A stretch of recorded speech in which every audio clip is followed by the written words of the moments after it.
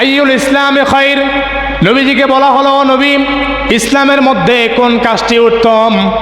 নবীজি বললেন ক্বালা তুতিমুত তাআম ওয়া তাকরাউস সালাম, তুমি একে অপরকে খাবার দাও আর চিনা অচিনা যাকেই পাও সালাম দিয়ে দাও। সুবহানাল্লাহ।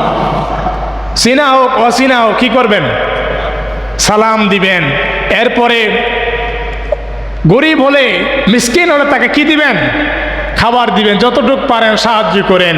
নবীজি হাদিসে বলেছেন যে বাসার চারপাশে 40 বারে গুনতি করে তারা তোমার প্রতিবেশী। তুমি যদি কোনো ভালো কিছু রান্না করো, পানিটা ঝোলটা একটু বেশি দাও, প্রয়োজনে একটু করে পৌঁছায় দাও। বলেন সুবহানাল্লাহ। কিন্তু এই সুন্নত কি আমাদের সমাজে আছে?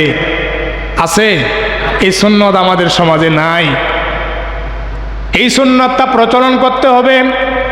প্রয়োজনে আজকে 2 বাড়িকে, আমার অর্থ আছে প্রয়োজনে আজকে 2 জন কাকে খাবার দিব, আরো কয়েকদিন গ্যাপ দিয়ে আরো 2 জন কাকে খাবার দিব। মনে রাখবেন এই খাবার যত দিচ্ছেন তারা যেই দোয়াটা করবেন রব্বুল আলামিন সাথে সাথে সেই দোয়া কবুল করে নেবেন। সুবহানাল্লাহ। এজন্য নবীজি বলেছেন যে জাহান্নামে যাওয়ার 2 নম্বর কারণটি হলো যে যারা সম্পদ ব্যয় করে না। আমার সমাজে অনেক ব্যক্তি আছে সম্পদ বেশি হলে ব্যাংকে রাখে, ব্লেজে রাখে, এরপরে বারবার গণনা করে। আছে না নাই? বারবার গণনা করে।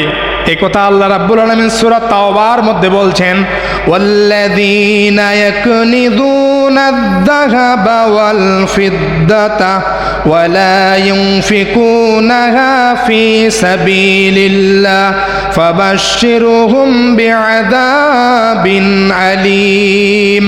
আল্লাহ রাব্বুল আলামিন বলছেন, ওয়াল্লাযীনা ইয়াকনিযুনা আয-যাহাবা ওয়াল ফিদ্দা, যারা স্বর্ণ এবং রৌপ্য বেশি পরিমাণ করার পরে বারবার গণনা করে আর রেখে দেয়, সেই জায়গা থেকে আল্লাহর রাস্তায় ব্যয় করে না। আল্লাহ বলছেন ও নবী তাদেরকে সুসংবাদ দিয়ে দাও যে তারা জাহান্নামের কঠিন আযাব ভোগ করবে। কি করবে? জাহান্নামের কঠিন আযাব ভোগ করবে। কারণ এই সম্পদটা কার? এই দুনিয়ার মধ্যে শুধুমাত্র এই সম্পদটা ট্রান্সফার হয়, পরিবর্তন আসে মালিকানার, কিন্তু এই সব সম্পত্তির মূল মালিক কে? নাকি পৃথিবী শেষ হওয়ার পরে যার যার সম্পত্তি নিয়ে চলে যাবে? এই পৃথিবী শেষ হয়ে যাবে, যার যার সম্পত্তি পরেই থাকবে, আর মালিকানা থাকবে না। আল্লাহ যদি আবার নতুন কোনো জাতিকে পাঠায় তারা আবার ভাগ বন্টন করে নিবে। এজন্য মূল মালিক আল্লাহ তাআলা, শুধুমাত্র মাঝখানে মালিকানা পরিবর্তন হচ্ছে। এই মালিকানা পরিবর্তনের সময় যার যত সম্পদ সে তত বেশি আল্লাহর দরবারে এগুলোকে নজরানা পেশ করবে। বলেন সুবহানাল্লাহ। এজন্য নবী আল্লাহ রাব্বুল আলামিন বলছেন যে